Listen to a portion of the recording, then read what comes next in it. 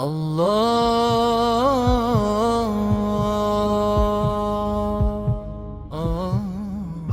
divine wisdom. اعوذ باللہ من الشیطان الرجیم بسم اللہ الرحمن الرحیم رب اشرح لی صدری ویسر لی امری واحلل عقدۃ من لسانی یفقہوا قولی۔ السلام علیکم ورحمۃ اللہ وبرکاتہ۔ آج جو ہم تختی پڑھیں گے یہ ہے تختی نمبر 10 اور یہ ہے تختی جزم کی تختی۔ جب ہم نے حرکات پڑھی تھی، تنوین پڑھی تھی، اس کے بعد جب ہم نے اس کا استعمال ہم نے حروفوں میں دیکھا تھا، لفظوں میں دیکھا تھا کہ کس طریقے سے کرنا ہے، تو میں نے آپ کو بتایا تھا کہ تقریباً ہم 9ویں تختی کے بعد ہم جزم پہ جائیں گے۔ اس وقت میں آپ کو بتاؤں گی کہ جزم کے ساتھ ہم قلقلہ بھی پڑھتے ہیں، پھر لفظوں کو ملانا بھی دیکھیں گے، قلقلہ دیکھیں گے کہ قلقلہ کیا ہوتا ہے، کس طریقے سے کرتے ہیں۔ تو یہ جو تختی ہے یہ چیز کیا ہے، اس میں ہم سیکھیں گے، ایک تو ہم سیکھیں گے کہ جزم کو کس طریقے سے ملایا جاتا ہے، دوسری چیز یہ کہ اسی تختی میں ہم قلقلہ کرنا بھی سیکھیں گے۔ اچھا، پچھلی دو تختیاں ہماری گزری ہیں، اس میں حرف مدہ کی تختی تھی اور حرف لین کی تختی تھی۔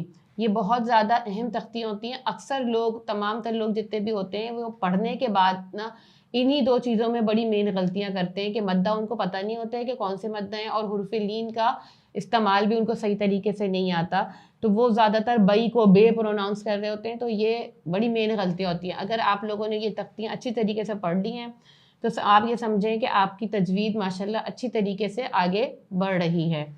اب ہم پڑھیں گے تختی نمبر 10، اس کا ہم آغاز کریں گے۔ تختی نمبر 10 اس میں کیا ہے؟ جزم۔ جزم آپ نے سنا ہوگا، پچھلے سبق میں نے آپ کو ہجوں کے دوران کئی دفعہ بتایا کہ جو دال جیسی مڑی ہوئی شکل ہوتی ہے یہ جزم کہلاتی ہے۔ اب جزم والا حرف کیا ہوتا ہے؟ جزم والے جس حرف پر بھی جزم لگ جائے وہ حرف کہلاتا ہے ساکن۔ اب دو چیزیں ہو گئیں کہ بھائی میں آپ سے اگر سوال یہ کروں کہ جزم کیسا ہوتا ہے تو جواب کیا بنے گا؟ دال جیسی مڑی ہوئی شکل کو جزم کہتے ہیں۔ دوسری چیز ہم نے ابھی کیا سیکھی کہ جزم والے حرف کو کیا کہتے ہیں؟ تو جزم والے حرف کو ساکن کہتے ہیں۔ یا ہم یہ بھی سوال کوئی آپ سے کر سکتا ہے کہ ساکن کسے کہتے ہیں، تو آپ اس کا جواب کیا دیں گے کہ جزم والے حرف کو ساکن کہتے ہیں۔ اب تیسری بات ہم یہاں پہ کیا سنیں گے؟ تیسری بات اب ہم یہاں پہ کیا پڑھیں گے کہ جزم والا حرف کیسے پڑھا جاتا ہے۔ ابھی تک ہم نے پڑھا، حرکات پڑھی، کھڑی حرکات پڑھی، تنوین پڑھی، سب چیزیں پڑھی۔ ہم نے اس میں بتایا آپ کو کہ کس کس طریقے سے کس کس تختی کو آپ کو پڑھنا ہے۔ اب جزم کا طریقہ کار تھوڑا سا آپ کو الگ ہوگا۔ وہ کس طریقے سے ہوگا کہ جزم والا حرف یعنی کہ جس حرف پر جزم ہو وہ خود سے اکیلا نہیں پڑھا جاتا، اس کو ضرورت ہوتی ہے اپنے پیچھے والے حرف کی حرکت کی۔ اب پیچھے والے حرف سے مل کر جزم پڑھا جاتا ہے۔ تو آپ کوئی اگر آپ سے سوال پوچھے کہ جزم والے حرف کو کیسے پڑھتے ہیں تو آپ اس کا جواب کیا دیں گے؟ جزم والا حرف اپنے پیچھے والے حرف سے مل کر ایک مرتبہ پڑھا جاتا ہے۔ اب یہاں پر میں نے ایک مرتبہ پہ کیوں اتنا زور ڈالا ہے؟ کیونکہ جب ہم آگے تجدید پڑھیں گے تو تجدید کا حرف میں ہم آپ کو بتائیں گے کہ وہ 2 دفعہ پڑھا جاتا ہے، تو اس لیے پیچھے والے حرف سے ملا کر ایک مرتبہ پڑھنا، یہ بولنا آپ کے لیے ضروری ہے۔ آپ اس کو بولیے گا، یہی آپ کے لیے آگے جب آپ اس کو اپلائی کریں گے اپنے حرف پر، قواعد پر، تو آپ کو اس کا پتہ چلے گا۔ ٹھیک ہے بیٹا؟ تو جزم والے حرف کو کیسے کرتے ہیں؟ اب جزم والا حرف اپنے پیچھے والے حرف سے مل کر ایک مرتبہ پڑھا جاتا ہے۔ ابھی تک ہم نے یہ چیزیں سیکھ لی۔ اب آپ تیسری جو چوتھی چیز ہم کیا سیکھیں گے؟ چوتھی بات ہم یہ سیکھیں گے کہ میں نے آپ کو بتایا تھا کہ الف ہمیشہ خالی ہوتا ہے۔ الف کے اوپر نیچے کوئی بھی حرکت اگر آ جائے تو یہ کیا کہلاتا ہے؟ حمزہ کہلاتا ہے۔ اب یہاں پر حمزہ کی ایک نئی شکل ہم دیکھیں گے کہ الف پر اگر جزم ہو، یعنی کہ وہ جو دال جیسی مڑی ہوئی شکل ہے، اگر وہ الف پر آ جائے تو اسے ہم کیا کہیں گے؟ ساکن حمزہ۔ حمزہ تو آلریڈی بن جائے گا کیونکہ الف کے اوپر جزم آ گیا تو وہ خود بخود ہی حمزہ کہلائے گا۔ لیکن اب یہ ساکن حمزہ جو ہے یعنی کہ الف پر لگ گیا جزم، ساکن حمزہ کو پڑھنے کا ایک الگ طریقہ ہوتا ہے۔ ساکن حمزہ کو ہم جھٹکے کے ساتھ پڑھتے ہیں، یعنی کبھی بھی الف پر یا حمزہ پر اگر آپ نے جزم دیکھا تو وہ حرف اپنے پیچھے والے حرف سے تو ملا کے پڑھا جائے گا، لیکن اس کو ہم جھٹکا دے کے پڑھیں گے۔ اب یہاں پہ جو پہلا ہی حرف ہے یہاں پر آپ کو ساکن حمزہ نظر آ رہا ہے۔ اب میں آپ کو اس کو پڑھ کے بتاؤں گی کہ ساکن حمزہ کو جھٹکا کیسے دیں گے۔ عموماً لوگ اسے کیا پڑھتے ہیں؟ عموماً لوگ اسے پڑھتے ہیں حمزہ حمزہ زبر آ. تو یہ حمزہ حمزہ زبر آ نہیں ہے، جھٹکا دیں گے. حمزہ حمزہ زبر آ. اب کیوں ہم نے حمزہ حمزہ بولا؟ کیونکہ پہلا والا الف بھی حمزہ کہلائے گا، اس کے اوپر زبر زیر پیش لگا ہوا ہے، اور دوسرا والا حرف بھی حمزہ کہلائے گا کیونکہ وہ ساکن حمزہ ہے، الف اکیلا تو نہیں ہے. تو ہم کیا پڑھیں گے؟ حمزہ حمزہ زبر آ، جھٹکا دیا، ٹھیک ہے. حمزہ حمزہ زیر ای، حمزہ حمزہ پیش او، ا ای او. اور کہیں جھٹکا نہیں آئے گا، لیکن ساکن حمزہ پہ جھٹکا آئے گا. حمزہ حمزہ زبر ا، حمزہ حمزہ زیر ای، حمزہ حمزہ پیش او، ا ای او. یہ سمجھ میں آئی بات؟ اب اگر ہم آگے حرفوں سے ملائیں گے تو اس میں کیا ہوگا؟ وہ اپنے مخارج کے مطابق پڑھے جائیں گے، بس پیچھے سے ہمیں اس کو ملانا ہوگا، ٹھیک ہے.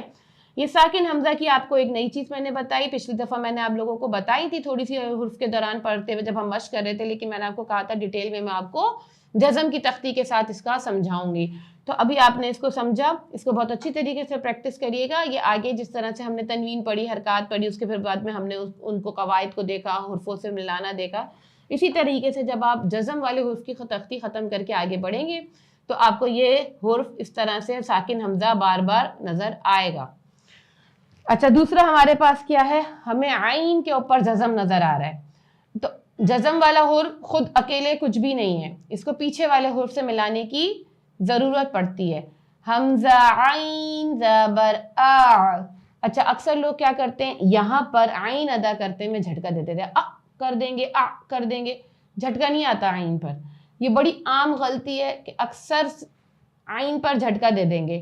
اب اگر قرآن مجید میں آتا ہے تعلمون تو اسے کیا کہتے ہیں؟ تعلمون. پڑھتے ہوئے عین پر جھٹکا دے لیتے ہیں، تو آپ نے جھٹکا عین پر نہیں دینا، بڑے پرسکون طریقے سے عین ادا کریں گے. حمزہ عین زبر آ، واضح عین ادا ہوا. حمزہ عین زیر ایر، بالکل صحیح طریقے سے سکون کے ساتھ عین ادا ہوگا. حمزہ عین پیش اور، ٹھیک ہے.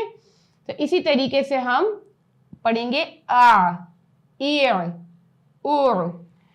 اب آگے حرف آیا ہمارے پاس سا.